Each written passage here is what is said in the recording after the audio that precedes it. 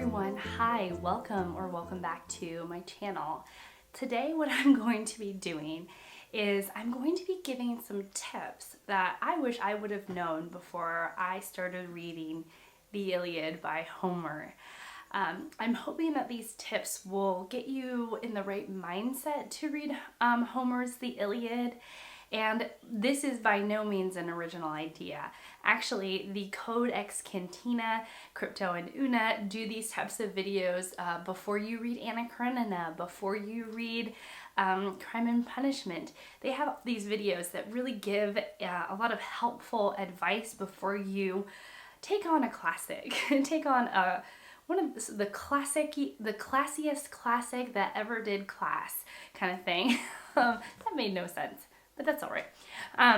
But instead of Crypto and Uno have this really like buttoned up and helpful type of video. They're so good. It's so well done. My videos aren't quite like that, so this is going to be like the Shelly style, the Shelly style of a before you read type of video. Okay, so what is the Iliad? The Iliad, I have my copy right here. The Iliad is an epic poem written in the 8th century BC by Homer. It is 24 books long, and my copy was over 500 pages of epic poetry in these pages. When you are approaching an old text, you kind of have to shift your mindset. And this is going to get into my first tip. Put your pride aside. I did not do this. I walked into my reading of the Iliad thinking that I will be able to read it once through. I will get it. I'm smart. I'm an intelligent reader. I am a close reader. All of that. I pay attention to what I'm reading, so I will not struggle with this. That was definitely not the case, and definitely not the best mindset I could have been in. There are going to be moments where you're going to need to reread. There's going to be moments like I had when I was very, very lost. And so shifting my mindset would have helped a lot. Part of the thing that really kind of messed me up was all of the characters. In this epic poem, there are over 200 characters.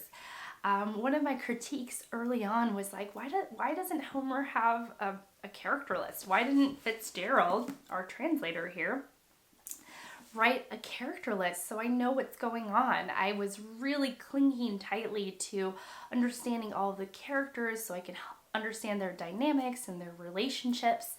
But that did not happen until further on in the book because I think my approach was a little bit off, to be honest.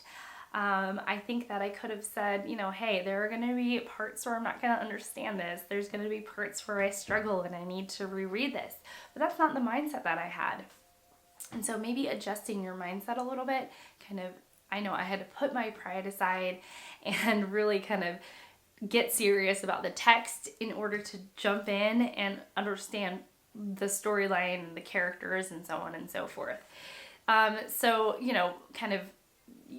Think about your mindset going in, I guess, is my advice. The second thing, as you are kind of getting your mind straight, is translations. The translations. The translations are a whole thing. Let's just say that. Homer wrote this again in the 8th century BC, so over 10,000 years ago. And most of us these days don't read ancient Greek. And so we can't read it in its original text. And so we need translators to make the text readable for us. And so what I had to do that I didn't expect was try on a bunch of translators. I would read about 50 pages of each translation to fully decide if I liked it or not. That's not how I went into it though. I picked up a translation and I would start reading it in earnest. And then I would get to a point, and it was usually about 50 or so pages in, where I was like, this isn't working for me. It would dawn on me slowly that this wasn't working for me. I felt like I was missing something. It also kind of ties into my wanting to know every single thing going on.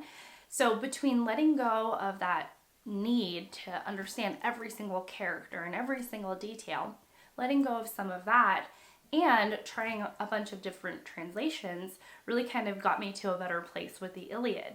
So I tried the Fagles translation. It's in Penguin Classics edition. I tried the Robert Graves translation, and I landed on the Fitzgerald translation. There are other videos that I want to direct you to about translations. Elizabeth from Bookins and Books and Steve Donahue have really informative videos about choosing translators, and Elizabeth's video in particular goes through her process of choosing a translator, whereas Steve Donahue will tell you more of what he thinks about the translators of the Iliad. And he has read the Iliad in its ancient Greek form, so he has a really good idea of how to compare and contrast these translators. So I'm going to direct you to those videos if you're interested in going down the translator trail, and I would highly suggest you set time aside, a week, 10 days, a couple days before you jump into reading the Iliad, to try on a bunch of translators, whether that be research on Google, forums that maybe discuss the different translators and the pros and cons of them. You might want to write out what you're looking in a translation. Do you want the translation to be super readable, more modern, using modern turns of phrases and language? Or are you going to prioritize flowery, poetic language, language that is a bit more creative, or, shows off an author's craft or a translator's craft? So you might want to think about that.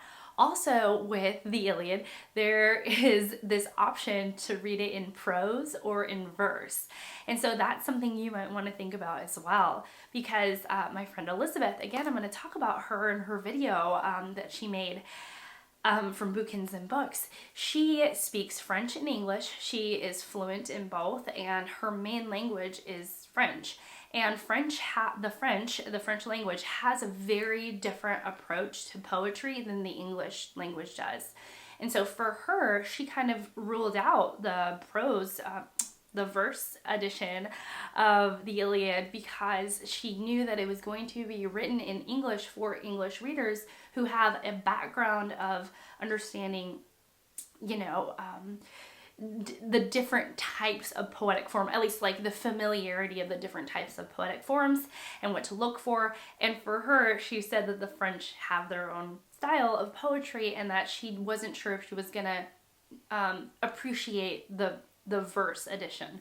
So for her, she really thought about her needs as a reader and went through that process of thinking in that video, which I think is really, really helpful. One thing I forgot to mention about translators is that if you are assigned a specific translation for a class, don't fudge the translation. Buy the translation that your professor or teacher has assigned, because there will be class discussions, there will be readings, I'm sure, in your, reading alouds or dissecting certain passages. And if you have a different translation than what your teacher or professor has assigned, you may really struggle to be able to contribute to the discussions, to follow along, or to even be kind of in the same wavelength as your professor and classmates, because translations are just so wildly different. There was one translator, I can't remember who, but who completely left out book 10 because they didn't feel or believe that it had any merit to the story. So translators take a lot of liberties. And so you're going to want to definitely be in the same place as your classmates and your professor in any type of class. And so buy the translation that your teacher has assigned. That's very, very important.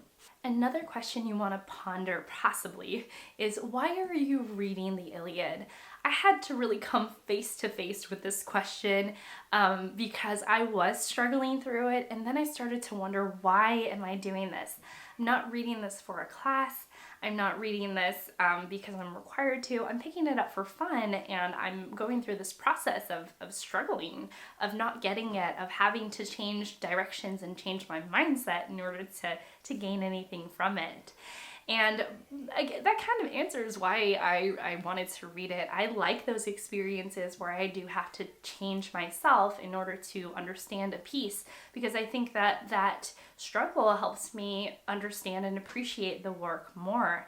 I also really wanted to read one of the oldest and most influential texts in literature today. And so, that was really, really important to me. And so when I was going through, my thought process of why am I reading this, I really had to kind of come up with my own reasoning as to why I'm doing this. Let's quickly talk about the epic poetry structure. When you're thinking about an epic, there is going to be a lot of time dedicated to world building and the introduction of the cast and their relationships to one another. In Homer's The Iliad, one thing that I had to get rid of or let go of was understanding every single character. There are more than 200 characters in the story, and a lot of them are connected to other people. For example, it'll say, in ancient Greek names, and I'm going to use very, modern names. So it's like Eric, the son of John, stabs Stephen, the son of Mark. And you're like, who are these people? And if you kind of get stuck in that mindset of who are these people, you're not going to get through the Iliad. And I got stuck a couple of times because I really like to know who people are and their contributions to the story, like most readers. And so letting go of who every single character is was really, really difficult for me. But once I could kind of let that go, my reading was a lot smoother. I started to think of it almost like a biblical reading, though the Iliad and the Bible are very, very different. But I started to think of it almost like when you get into the book of Numbers and there are just names being rattled off, or being recited off, rather, that's a kinder term. That it's part genealogy, it's part this memorialization that these people existed. It has a purpose. These names have a purpose, but they might not necessarily have a purpose for the overarching narrative of the story. And so some of that you can kind of let go because your main characters will start to take shape throughout the book. So let's get back to structure. So there's going to be a lot of world building, a lot of character introduction, a lot of relationship type things, like who people are and their the way that they are related to one another. So all of that is going to be really kind of massaged out in the first third to half of the book. And the book for me started to take a lot more shape in the teens, like 13, 14, 15. I really started to get to understand who characters were, who had a grudge against who was fighting for what side. That was the big thing for me. Well, I almost dropped my book. And so these are all things that you have to consider that will start to take shape in our epic poem later on. And it really takes those 10 or 12 or 15 books to lay out the groundwork of what everything is. And then for me, I was like, oh, we're really cooking around book 18. Like, I knew who everyone was. I understood their conflict. I knew what side they were fighting on. And now I was just here to watch the story unfold. And also you get more of a singular narrative as the story goes on. So at the start, there's just a lot of information, and you just feel like you're plopped into the book, especially since you're plopped into the story after this war has been raging for 9 years. So in a lot of ways, you're getting thrown in both into this war and into this world all at the same time. And that can be kind of jarring and confusing for readers. My final thing is that I would tell myself is to be open to taking a lot away from this book. This book was violent. It talked a lot about death and dying and killing people and war, but there was also this, because of war creates death. And near the end, though not spoilery, but there is this real reverence for the rituals around death. And there was something really poignant about that for me because of this COVID-19 life that we've been living for so long at this point. My family and I, we've lost people, not to COVID-19, but we've lost people in this period of death. And the normal way of mourning, of getting together with people and sharing food and drink and reminiscing about this person that you've lost is this really healing process that we're used to in the United States.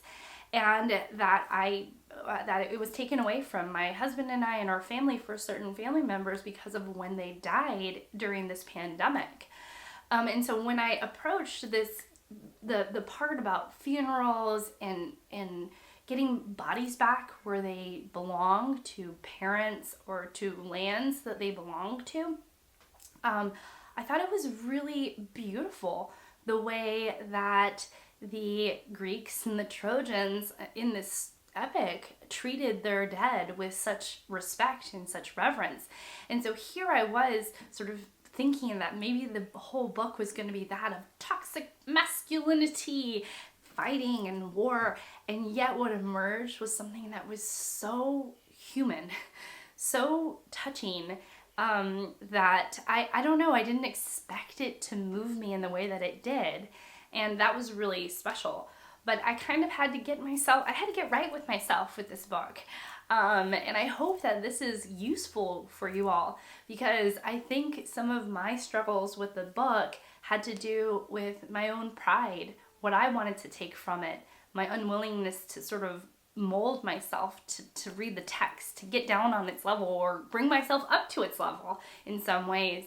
And once I kind of got right with the text, with myself and the text, that's when all of the beauty started to take place. I wasn't fighting with it anymore. I wasn't in a boxing match with the Iliad. I was like, okay, you're telling me a story about people who lived, and it's got magic in it and gods and elements of fantasy and beautiful passages. At least in my Fitzgerald copy, there are these absolutely gorgeous passages throughout that I was stunned to read. But again, I had to kind of go through some anguish, if you will, some struggle to get to the point where I could really appreciate the Iliad. So just know that you may struggle, you may have a difficult time, you may even at the end of it all not have liked it. And for those, because I know that there were people in my group, for those who have ended it all and didn't like it, was it worth it? Was this read worth it? For me, it was. I loved it. I thought it was gorgeous, and I have taken a lot away from it, and I cannot wait to read it again soon. So I'm glad that I read it. But I'm wondering about you all. What kind of tips do you have for reading ancient Greek literature, for reading the Iliad in particular? I think it would be really interesting to hear from you all. So that's it for me. Thank you so much for watching. Thank you so much for being here, and I will see you all in my next one. Bye, guys.